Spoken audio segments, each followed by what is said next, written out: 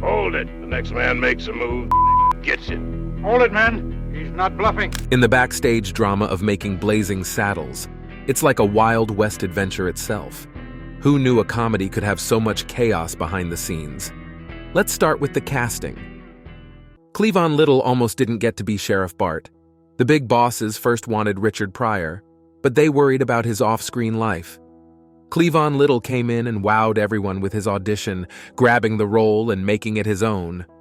But imagine if Pryor had got the part. What a show that would have been. Then there's the tale of John Wayne, the legendary tough guy who was asked to play the Waco Kid. But when he saw the script's cheeky humor, he said, "No way," and politely declined. So, the role passed through a few actors, from Dan Daly to Gig Young, who had some troubles on set. Finally, Gene Wilder came in like a hero to save the day with his charm and talent. It's crazy to think about all the ups and downs in casting. But that's Hollywood for you, full of surprises and unexpected twists. So when you watch Blazing Saddles next time, remember the wild ride that went into making it so hilarious.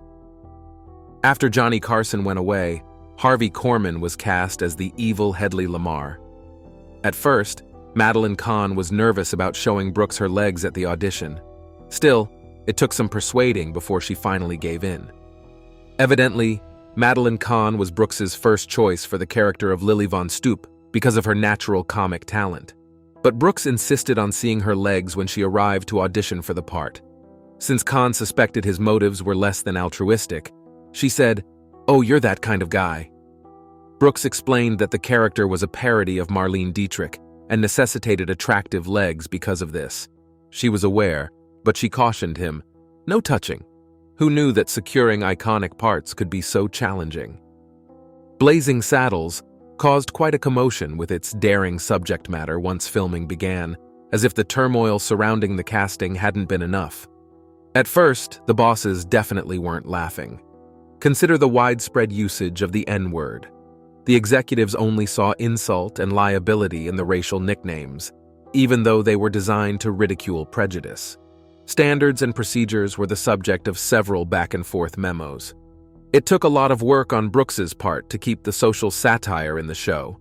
Following that, there came the seduction scene when Madeline Kahn channeled Marlene Dietrich's seductive singer act, as directed by Lily Vaughn. Studio executives thought it was too much when they witnessed Kahn kiss Bart on the lips. They were considering chopping it down to size or gently easing into it. Despite some intense backroom bickering, Brooks eventually got his way. As if the explicit language and sexual content weren't enough, Blazing Saddles also pioneered the use of the restroom in comedy. In that moment beside the campfire, the cowboys roast beans and fart a lot. They let it all hang out in the writing. However, this did not sit well with the executives. "Oh, baby, you are so talented, and they are so dumb." It seems that Blazing Saddles ran afoul of the studio standards department repeatedly until editing was complete. They forced Brooks remove Bart's final sentence. Even by 1970 standards, executives found Brooks's humor to be too edgy, filthy, and unconventional. Mel wasn't only causing friction, it was like starting a fire in the henhouse, according to the executives. The amount of hot water that Blazing Saddles was submerged in during filming is rather astonishing. Still, Mel was unmoved no matter what.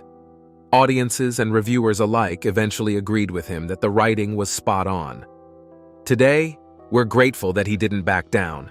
Otherwise, we would have lost out on a hilarious comedy classic. Blazing Saddles caused Mel Brooks to be in hot water with a famous Golden Age actor and was also met with criticism from studio management. Actress Hedy Lamarr became very upset when she found out that the primary antagonist was called Hedley Lamar, a play on her name, from director James Brooks. She said that being associated with the racist and hypocritical antagonist from Blazing Saddles would bring disgrace upon her. This was Lamar's main point. Furthermore, she said that Brooks had deliberately selected Lamar in order to capitalize on her glitzy reputation. Hedy then went ballistic with her lawyers, suing Brooks for $100,000. According to Brooks, he had no malicious intent and just thought the name Lamar sounded good as a villain's moniker. However, prior to the filing of the papers, he never made an effort to explain himself to Hetty directly. Mel also chose to hire an attorney when Lamar became too litigious, opting not to settle. After all, Brooks thought the law of parody was on his side, and he thought the jury would understand that the crude parody wasn't trying to infer anything about Hedy Lamar's character. Fearing an unsympathetic jury, Mel's attorneys encouraged him to play it safe, which was unfortunate. Brooks eventually decided to settle out of court for a lesser amount after much legal back and forth. Even though Hedy didn't get the joke, Brooks later joked that he felt awful about it. He said he didn't regret choosing the moniker since it brought unexpected attention. Without a doubt, Hedy Lamar established himself as one of the most iconic villains in film history. Scene stealers were undoubtedly Harvey Korman's emotional performance, disappointment over release issues. After the internal strife that went into making Blazing Saddles, you'd think that the most difficult portion would be finished by now. Executives at Warner Brothers almost scrapped Mel Brooks's picture after seeing the final edit. The execs were preparing for a career-ending box office flop because, for some reason, they didn't find it humorous. Bear in mind that 1974 was still a year with rather mild comedy. Just think of Smokey and the Bandit or the Apple Dumpling Gang. So when the higher-ups saw the filthy comedy in Blazing Saddles, they were worried. It was stated that after one test screening, the executive chamber could be heard as quiet as a pin. Not the kind of response you'd hope for from a hilarious comedy. The third test screening again had a quite subdued crowd response. It was more uncomfortable than anything else. Sure, there were giggles here and there, a few huge belly laughs mixed throughout. It seemed as if nobody had a clue about this clumsy Western parody. Thus, it was as terrible as awful can be when the preview cards returned. The execs at Warner were now positive that they had a stinker, the kind of film that runs out of cinemas in the first week, on their hands. It was considered by some to be the best course of action to just let the picture go downhill from there. No marketing, a small release in select regions, and eventually clearance sales. While some thought it was a good idea to spend as little as possible, others thought a broader rollout may be worth a go. Reshooting sequences to smooth up rough spots was also considered. There was obviously a general lack of confidence. Ultimately, Brooks used all of his influence in the entertainment industry to persuade Warner's president that the test audience first failed to get the comedy. Why invest so much on filming if it would go unnoticed? Although he needed the complete studio PR machine to make his guarantee once actual people saw it, the jokes would spread by word of mouth, according to Brooks. The good news is that Brooks presented his argument, and the rest is anecdotal humor. Blazing Saddles was written by Brooks with the help of an A-list comedic ensemble. Classic members of the Laugh Riot scene include Richard Pryor, Andrew Bergman, Alan Uger, and Norman Steinberg. Imagine that. What a fantastic squad. Even when you have top-tier joke masters on staff, it's possible for there to be too many hands in the pot. The writing process was reportedly very chaotic. Epic yelling bouts over story issues were recounted by Brooks. Each of the three major characters, Pryor, Uger, and Bergman, was fiercely independent and believed that their own ideas and jokes were the best. Allegedly, script sessions included a great deal of shouting over one another, outbursts peppered with profanity, and even the occasional flung office supply to emphasize a point. Things really spiraled out of control after stimulants and excessive alcohol were introduced. As Brooks recounts the events, the halls trembled with the raucous discussion of Sheriff Bart's finest zingers, and he worked through the night on a cocktail of cocaine, vodka, and coffee. Despite the less-than-ideal setting for writing a legendary comedy, a screenplay came together thanks to Brooks's direction of the project's framework and the others' ceaseless brainstorming. But taming that wild imagination required a firm hand. On many occasions, Brooks had to stand firm on what remained rather than face the axe. Ultimately, Brooks attributes the success of the show's comedic moments to the contentious environment. When you put that many brilliant brains against each other, the level of competition makes everyone play their best, he said. However, he did mention that the writing room tension was a contributing factor. It was far from the refined procedure you'd anticipate, but the result was a comedy classic unlike any other. Both the working title and the rejected ones continue to captivate audiences. Blazing Saddles would be sorely missed if it were known by any other name in 2019. Blazing and Saddles together do a fantastic job of describing the film's Western backdrop and ferocious comedy tone.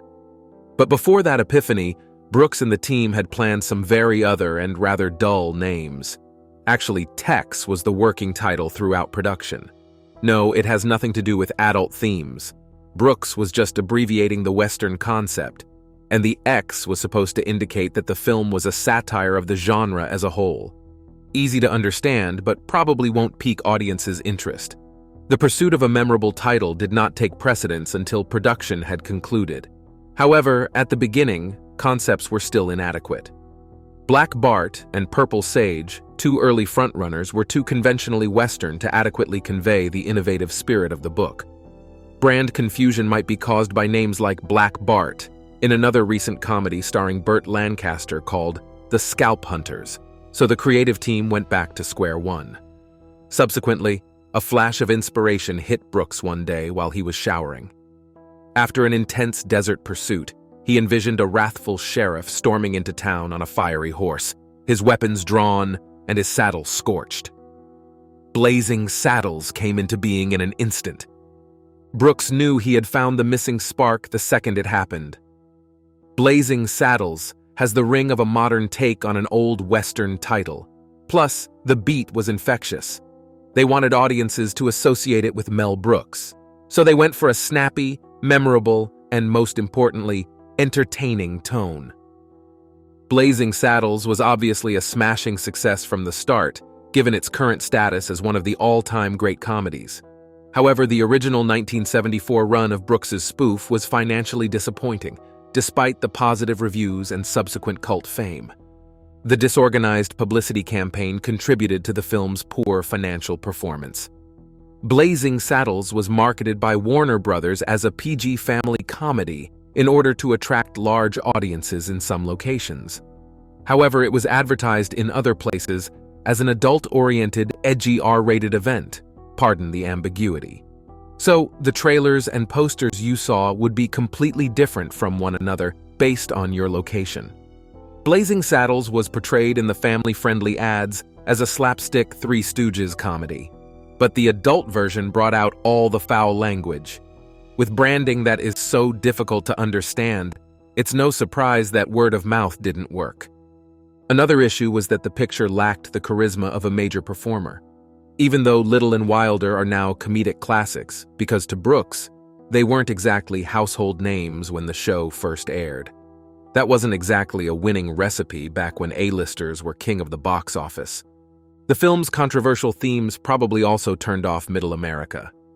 Even in 1974, audiences in the heartland were shocked by racial jokes, fart jokes, and sex scenes.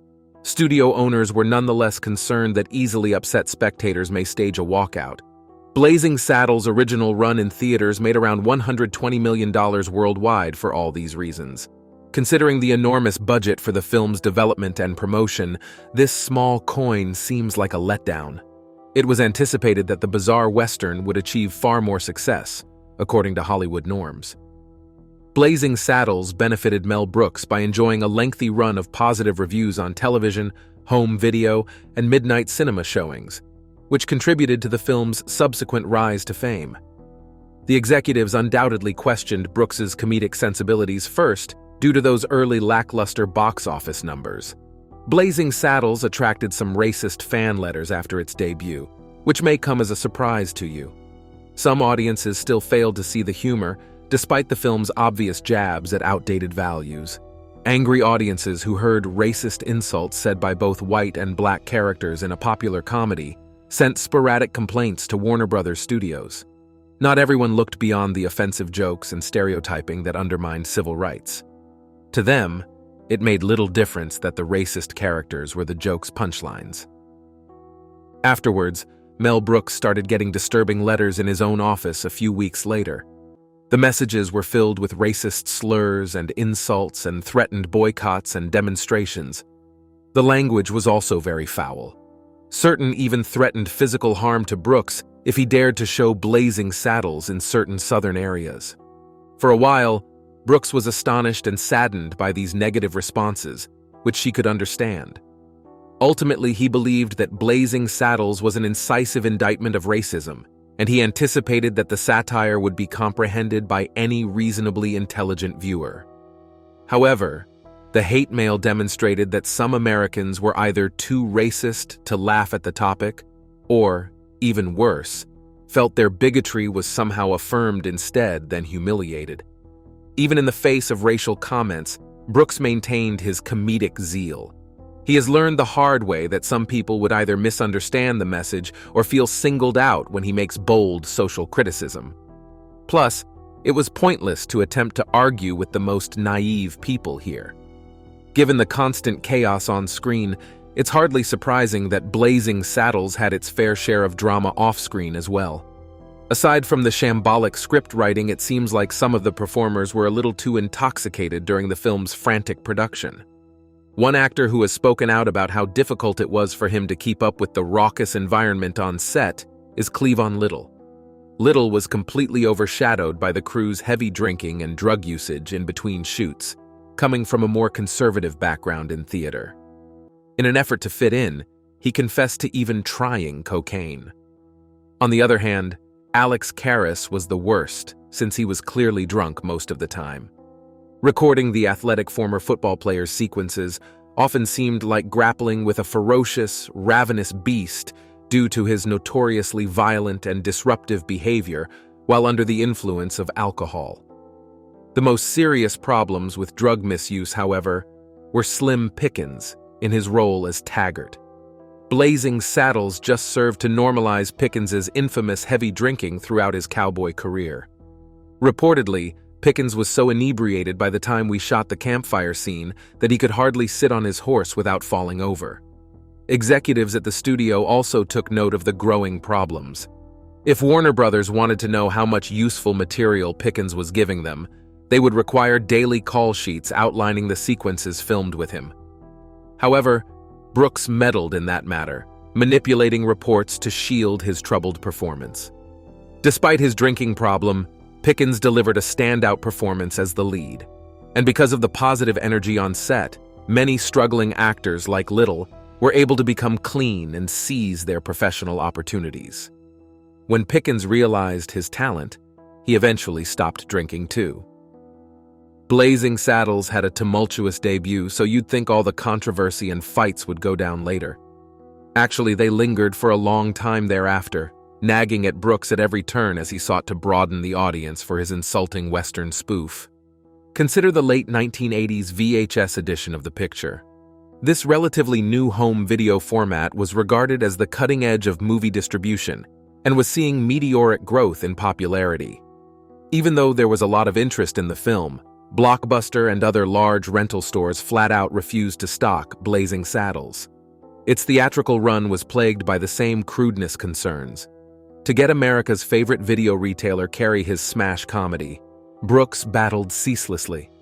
Aside from Tamir's work on films like Ghostbusters, he also personally appealed to Blockbuster CEO Wayne Huizenga in a press release.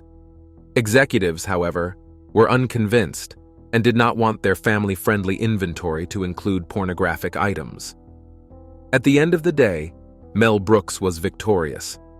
Blazing Saddles was trialed in a small number of shops by Blockbuster after months of personal pleas, with the explicit condition that minors not be allowed to play the cassettes. The picture still had a long road ahead of it. Staff members, worried about customer backlash, went beyond of their way to discourage families from renting the contentious Western. It didn't take long for those who rented it to be flagged for adult material. It was only the beginning of Brooks's headaches. When Blockbuster finally gave in, he was met with criticism from other video rental services as well. Chain stores like Movie Gallery accused them of tainting American cinema with the obscene material they carried. The movie that Brooks loved so much was put in retail jail for a while, but Blockbuster never really took it down. It was often stashed on high shelves, purposefully disregarded by the employees, and leased out only to clients who had the courage to inquire about it. The film was too divisive to be commercially successful, yet it became a cult favorite anyway. Blazing Saddles is an interesting film. What an opinion. To see more videos like these, subscribe to the channel and hit that like button. Much obliged for your time.